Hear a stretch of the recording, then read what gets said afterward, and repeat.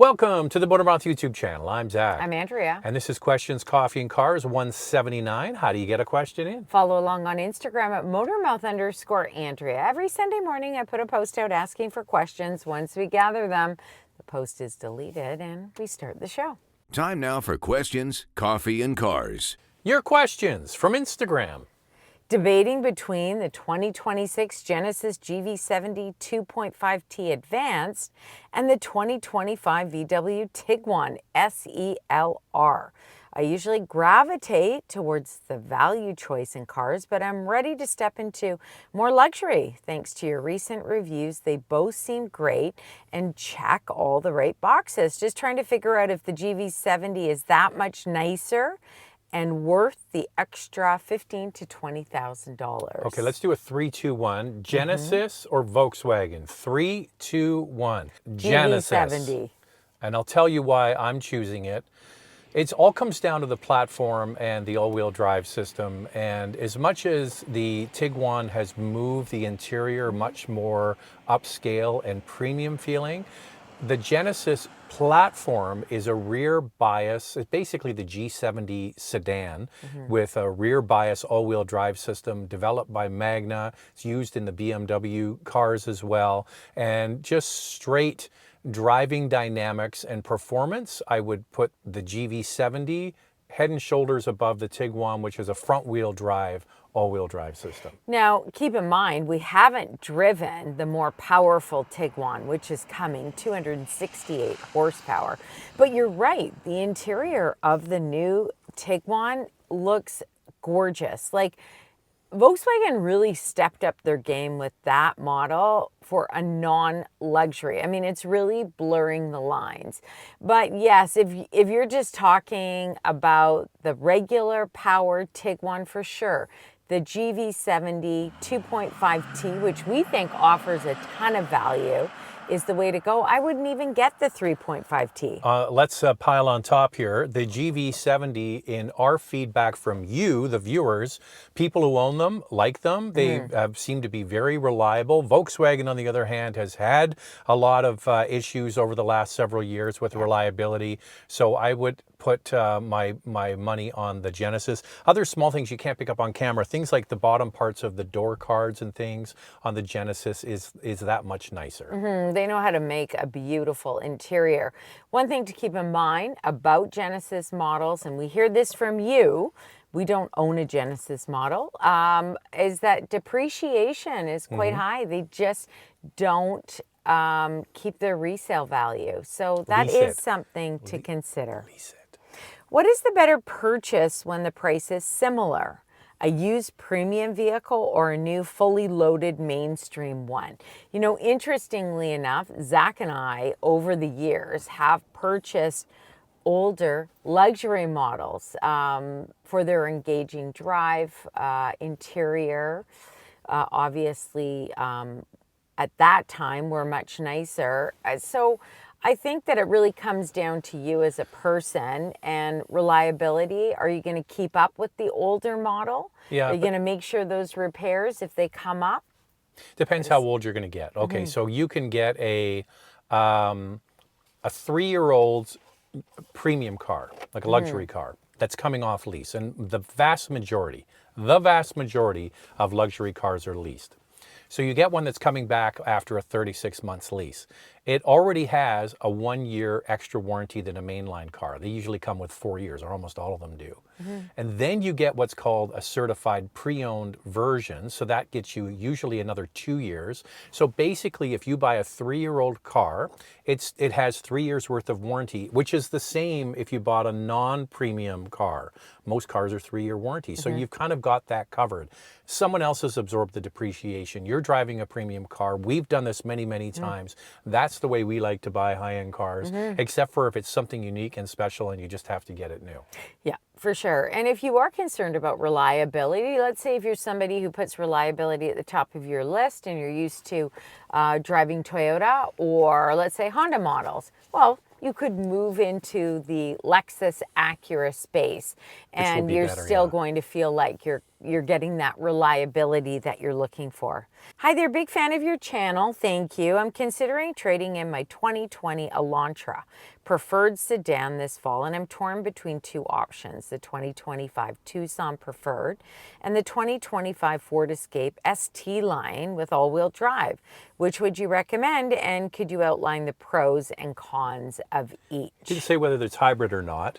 No, it Both sounds those like vehicles, gas. the Tucson and the Ford, are available with hybrids, Mm-hmm. and we like hybrids, so that would be our choice. But either way, the Tucson is bigger. It's just a bigger vehicle. It's got a bigger Yeah. back seat and cargo area. Every time I drive a Ford, though, outside of the ST, I Mm-hmm. like it. I find the ST's a bit choppy. But what about the comfort of the seats? Great seats. I mean, That's Ford, Ford does great seats. Ford does great seats, very cushioned. So, pulled some numbers. You're going to pay a little bit more for the Escape. Not a lot more, but a little bit more when you consider freight, PDI, and fees. This is a Canadian viewer just based on the names of the trims, so we know that. So a couple things. The Tucson has a 2.5 liter four-cylinder with an 8-speed automatic transmission, 187 horsepower, and the Escape has the 1.5 liter EcoBoost with an 8-speed automatic, 181 horsepower. I didn't see the ST line online with the 2-liter EcoBoost. Remember we drove Maybe it? it's available. I didn't drill down as much. Remember we drove it and it was like they're making everything ST line? We had that problem with the That was a hybrid. hybrid, The yeah. hybrid, all were ST line. And we just want, unless you got the platinum, the regular suspension. I found the ST, drive it first. I found the ST suspension a little bit crashy over bumps. And if you live somewhere with potholes, that could be an issue. And both get the larger touchscreen. The also the power liftgate on that ST line that comes standard. But with the Tucson, you can add it. It is available in the Trend package for $3,700, which adds even more features as well. Here, listen, Comes down to what you I'm just going to say, I'm just going to put the ball from the tennis Yeah. court right back on your side of the net. You have to go and put the seat time in.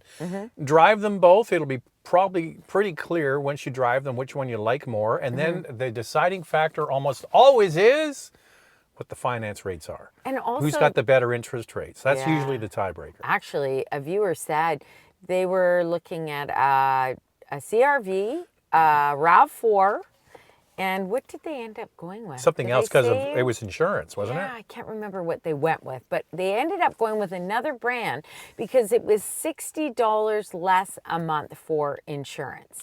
See, I'm the opposite. I would say, okay, I've got $60 extra in my budget now. I'll buy a higher trim. I'm the opposite. I'll go, I'll spend it all. But some people will say, look, I would rather save a few bucks and buy something else. Absolutely. Like add something else to your life or just free up that money for yourself. I get it. You know, financially, things are tough right now. I've got a question for you, Andrea. Yes.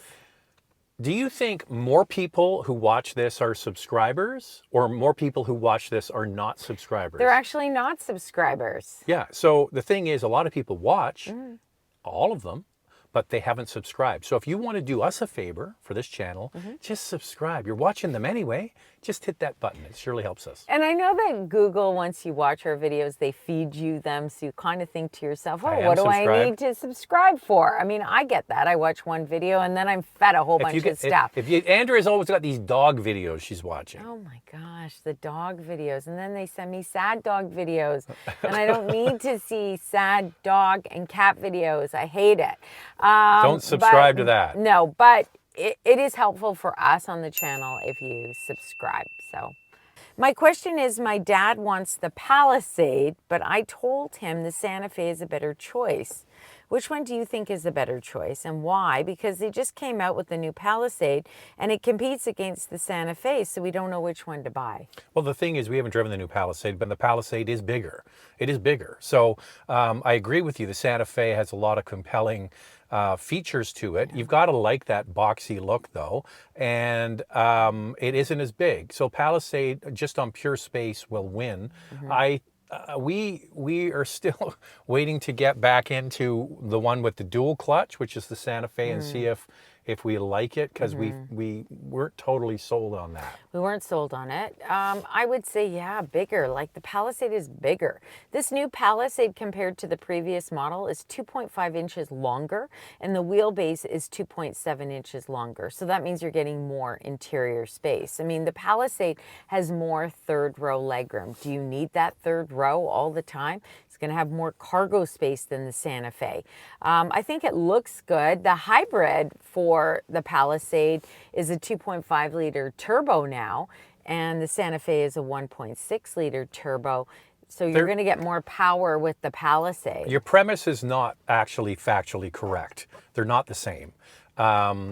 So I would suggest you get yourself into the dealer. When's the Palisade arriving? Anytime soon, Well, I right? heard the gas model is coming in the summer, and then the hybrid will come later on. The other thing is it's interesting to see them extending the wheelbase and extending the length of the vehicle in light of the fact that the bigger the quote-unquote mid-size three-row category is, the better they sell. So look at the success of the Grand Highlander. Look at the success for many years of Traverse, and look at the success of Atlas. And I just want to throw a fact out there about Atlas. Yeah. We didn't know this. We went on the Atlas launch last year, and they told us in the Canadian market, for example, the Atlas outsells the Palisade and the Kia Telluride combined. That's how popular the Atlas is. So the bigger they are, they seem to sell more. So I can see why they made it bigger. But isn't that interesting about the figures in Canada? Like I was shocked to hear that. Yeah, because Atlas. I'm not a fan of Palisade looks myself. I just don't like the look of it. I prefer Telluride. I think Telluride's always had a better look, in my opinion. But I thought, oh, for sure, Telluride, they're selling everyone they can get. And the interesting thing is Volkswagen is selling everyone they can get. Yeah, and we have actually a lot of Atlas models in Vancouver. Like they're everywhere. I would say it's the three-row one, not the Cross Sport, but there's a few Cross Sports around as well.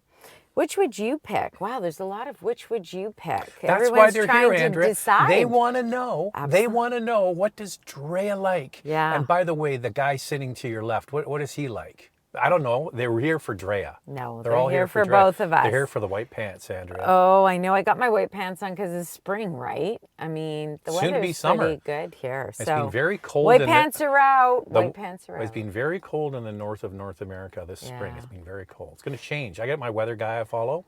It's going to start getting hotter. Yay. So which would you pick? Lincoln Nautilus Premier versus the Ford Explorer Platinum. What would you pick? So the Nautilus, I always get them, which one has the hybrid? The Nautilus. The Nautilus. Yeah, they got rid of the plug-in hybrid on the Aviator. Maybe they'll bring it back. I don't know. Yeah. Okay, so I guess you're just talking straight gas. I guess so. Listen, it depends what you like. The thing about Lincoln is you do get a smoother, quieter cabin. Yeah. And it's the way they tune the suspension is very different. Yeah. I like, but I do like the 3-liter twin turbo. I guess they both come with that. Yeah, I don't know. You have to spec. I mean, the Platinum's nice. I was going to say, that's Drew, a ready? nice Take my tennis racket. Back over to you. Go to the Ford store / Lincoln store and drive them both and see which one you like. I'm trying to think I which like the one Explorer I would look, buy. I know. You know what? I think I'd go Ford Explorer Platinum. Less screens. I'm slightly overwhelmed by the Nautilus screens. If you're talking hybrid. Wait. And also that's made in China. If that's a thing that you're concerned that's about. a thing you don't like. But you know what? If it was the hybrid, if you're talking hybrid, I would get the Nautilus just because it's a hybrid. And actually, it's a terrific hybrid system. I would just get Lincoln's that. done a great job with that. If it's between the two, but if you're talking two gas models, I think I'm going for Explorer Platinum. You obviously like the power. You like the 3-liter twin turbo. I don't blame you. What enthusiast car can I buy in 2025? GTI, Golf R, BMW, cheap, 20 to 30,000 Canadian, and a fun dynamic drive. Well, all used. Yeah, all used. Which one would I buy? I don't know. Depends what BMW you're talking about. I get a used. Talking 2 Series? I get to use 2 Series. I mean, I get to use 2 Series. They had it with a manual transmission. So that's what I would lean towards. Me too. It's going to be older now if you want that kind of price. It would be a lot older. I mean, you could get a less expensive newer GTI. The problem I have with the Golf that R price. GTI whole world, because I'm on the Facebook groups, is there a lot of them are modified. A lot of them are owned by younger guys who maybe are abusing them just because they got to get all that testosterone out of their system. Typically the BMW 2 Series, if it was available with a manual, typically a slightly older buyer, Yeah. a little bit more money. It's just when you're buying a used car, you're paying for the previous owner's commitment to looking after it. And so the problem with a Golf R and GTI is they can't, not all of them, of course, we have a GTI, it's immaculate. It's immaculate. They can be abused. So I think the 2 Series is one of the best, it's the best BMW in my opinion. I loved it. Love it. I love the new one, the older one. I'd go BMW. Hi guys, just a quick question on hybrid and PHEVs. For plug-in hybrids, once the battery is depleted, does running on ice recharge the battery? I drive about 20,000 kilometers a year, mainly for work, commute on the highway about 70 kilometers total per day, 3 times a week, trying to make a decision on an SUV and was deciding between hybrid and plug-in hybrid. Well, you don't actually use a lot, you don't do a lot of kilometers per day, 70 kilometers.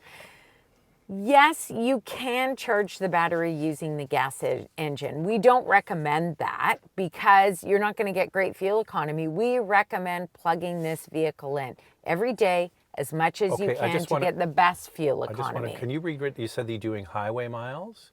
Highway, yeah, okay, 70 kilometers. Let's just recap. A hybrid is switching, for the most part, the gas engine on and off as much as it can, and that's how you save on fuel, and then using a very small battery to discharge energy, and that's really the most effective and efficient at lower stop-and-go speeds, on and off the gas. A plug-in hybrid will give you X number of miles or kilometers of range on pure EV, but it doesn't delete all of the energy in the battery. No. It kind of goes back to the same size battery that you would get in a hybrid. So it still has the power from stop sign to stop sign like a regular hybrid. But you're doing highway miles. When you're driving at steady speed, 60 miles an hour, 100 kilometers an hour, you can put it in charge or save the charge for when you get off the highway and you're doing that stop and go driving. So a plug-in hybrid might work for you, but Andrea's absolutely right. You're going to use more gas. You're gonna use, and charging it. And also remember, you're driving in a heavier vehicle because you have a heavier battery compared to a hybrid. So it's something to consider. I mean, my question to you would be, you're saying you do 20,000 kilometers a year, 3 times a week. Each day you're doing 70,000 kilometers. But what are you 70 kilometers. Or sorry, 70 kilometers. What are you doing on the other days? On those other days, if you can stay within that EV range because you're charging every night, you're going to have a pretty clean drive, and you're going to find that that average is very good. But so I would be in his situation or her situation. I'm not sure. I'm just going to throw it out though, Andrea. Yes. Okay, so like a Tucson hybrid is 50 kilometers of range, 30 miles. Mitsubishi Outlander is 60 kilometers of range, which is about 35 miles, right? Roughly. So if you're doing 70 kilometers round trip, you could do more than half of it on pure electric and then just drive it as a hybrid on the way home. Your average consumption over those 20,000 kilometers will definitely be lower. For sure. And also keep in mind that the battery never fully depletes. The system is designed to run in hybrid mode to give you the best fuel economy. So even though you think that the battery is depleted, there's always something in there. It never fully depletes. You know what you need? So you're getting, you will do quite well with a plug-in hybrid. You're sounding like an EV is better for you, to be honest with you. You can go the whole way there and back and still have charge. You could do it 2-3 times and still have charge left over. Yeah. I'd like to know your thoughts on the cost of insurance on electric vehicles. I called my insurance for the fun of getting an idea on a 2025 ID4 all-wheel drive Pro. $4,500 a year. Crazy. My insurance said the cost of repair is the main reason. You are correct. Yeah, we're seeing this and insurance hearing this from a lot of people. I mean, there were way more.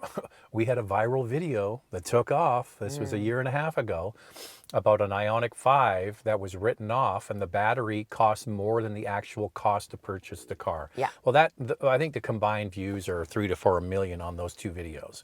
And the reality is, if you prang the battery pack in a certain way and damage the battery pack, they're getting written off. The car is really the value of the battery pack.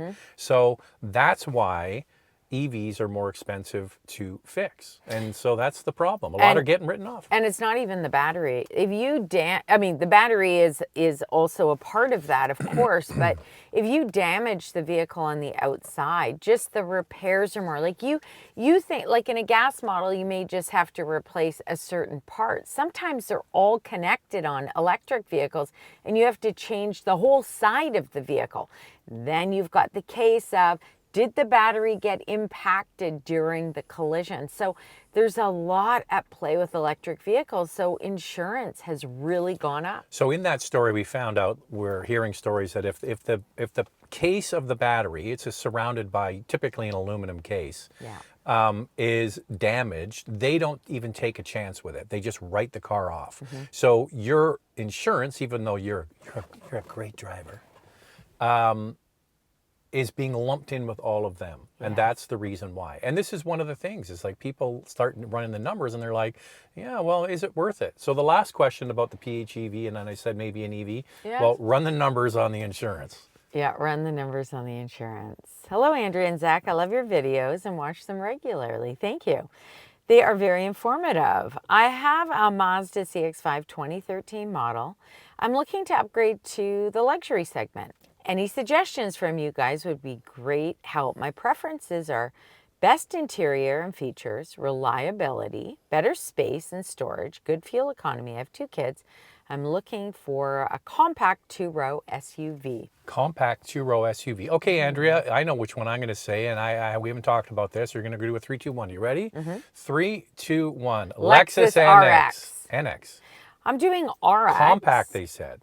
Yes, RX is midsize. Yeah, but the RX isn't, I mean, yes, it's bigger than the NX, but the NX is quite small for compact. And the RX but listen, if you're coming from not quite if you're coming from a CX-5, it'll seem like it's massive compared to that. That's small on the back seat.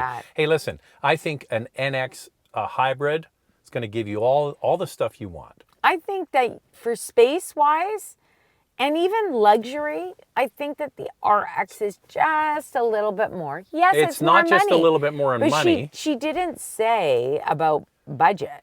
She didn't say, oh, you know, she said she wants to get into the luxury. Got another one, Andrew. What's that? Toyota Crown Signia. Ooh. So you can have a mainline Toyota. Yep. That's a Crown. It's very posh. Nice inside, and that's going to have lots of room for the kitties. I like that. For the kitties. I like that one. Yeah, look at the Crown Signia. You know, it's great. It's not a typical Toyota, more like a Lexus. Anyway, look at that one, look at the NX, and look at the RX, and see which one you like. Curious to know. Too expensive. Once you decide what you want, I would be curious if you would get back to us. Get back to us, because I'd like to know what you picked.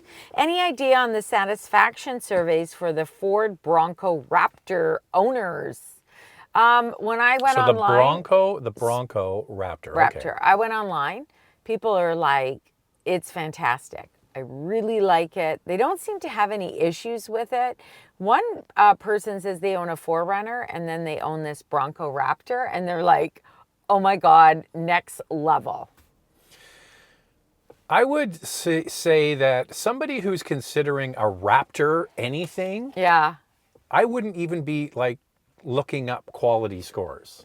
I would just be like, I want it. The people that buy vehicles like that, they just want it. The one that I like, they didn't really say quality scores. They said owner satisfaction. I love the Ranger Raptor. The Ranger Raptor was awesome. So I think that they're doing a lot of good Raptor stuff. Are they ever? I think everything seems very positive. People are like, oh my God, this vehicle is amazing. Well, they know how to tune all that stuff. Like the thing about the domestic brands, when it comes to trucks, they know what the hell they're doing. And their specialty divisions that do all the extra stuff, they know what they're doing. and how about just the cool factor? They know what they're doing. Styling, they know what they're doing. They like the domestic brands, they know how to do trucks. Yeah. Help me decide. Anyway, if anybody owns one, type below. This will help our viewer. Can I get a Ranger Raptor, Andrea? A Ranger Raptor. I would need that like a hole in the head, but it's just Can you cool. imagine if you... Look, when are they going to do the Maverick Raptor? I knew he was going to say that. I knew it. I knew it. Help me decide. Oh, by the way, speaking of Maverick, Yeah. all kinds of speculation that Toyota is going to be showing a subcompact pickup and probably hybrid. We're guessing maybe it might be at the Toyota Tokyo Motor Show. I was going to say that. So stay Japan tuned. Mobility Show. Everybody has seen, I just want to say, back to my point I just made about the domestics know what the hell they're doing with trucks. Yeah. They brought that Maverick out, and it has been an absolute smash hit for Ford. And now everybody's like, oh, we got to get me some of that too. So that's what Toyota's up to. And, you know, it'll be probably a front-wheel drive option, but all-wheel drive will be there And too hybrid. for Toyota. Help me decide between the 2022 Acura MDX and the 2024 Mazda CX-70. I like the styling of the Acura, but the Mazda CX-70 plug-in hybrid has better fuel efficiency. Oh, well, it certainly does have better fuel efficiency for sure. Look, the MDX, it actually has had some issues with reliability, and anybody who owns one says that they really love it. They love the whole driving experience, but the fuel economy is not good. One I'm going to throw at you as an option is the Kia Sorento. Is the plug-in hybrid available on Yeah, that still? yeah. So you can get the plug-in hybrid Sorento. So you're going to get 3 rows of seats and a plug-in, and drives really, really well. Yeah. We're still, like we said, the PHEV version of the Mazda thing is better with the transmission, but it's still not 100%. And I think the Sorento is probably a lot of bang for the buck. Sorento is good. The only thing about that plug-in hybrid and the hybrid is that it comes with captain's chairs, so it's a 6-passenger, which may be fine for you. The Mazda is bigger. The CX-70 is bigger. The MDX is bigger. Would I take a chance on the plug-in hybrid? This is what I suggest you do. Drive one, make sure you like it, because some people find that they go, oh, I love it. It's no problem. I don't know what you're talking about with the transmission. It's no problem. And don't just. And then Yep. others will I just want to say, say about the. I just want to say about the test drive. Yeah. No 5-minute test drive. No. Don't do around the block. Hey, do you like it? Stereo. Listen to the stereo. The sales guy Yeah. or woman. Get out there and drive it for like half an hour and see Yeah. if you like it. Okay, what were you gonna say? I was going to say that some people find that the transmission is still a little bit clunky. So, you know, it all comes down to driving it, but it doesn't have a ton of range, but maybe you're not doing a lot of kilometers or miles a day. So, you know, I don't know what your situation is. That's a tough one because the fuel economy on the MDX and the RDX, it's just not good. Yeah, they need to come Not with something. Andrea, I'm the kind of guy, I'm watching the video and I'm like, geez, I'd like to get a question in. How would I do that? Well, you have to follow along on Instagram at motormouth_Andrea. Every Sunday morning, I put a post out asking for questions. Once we gather them, the post is deleted and we start the show. And these questions, my goodness, they come in fast and furiously. So if you want to get one in, look for it.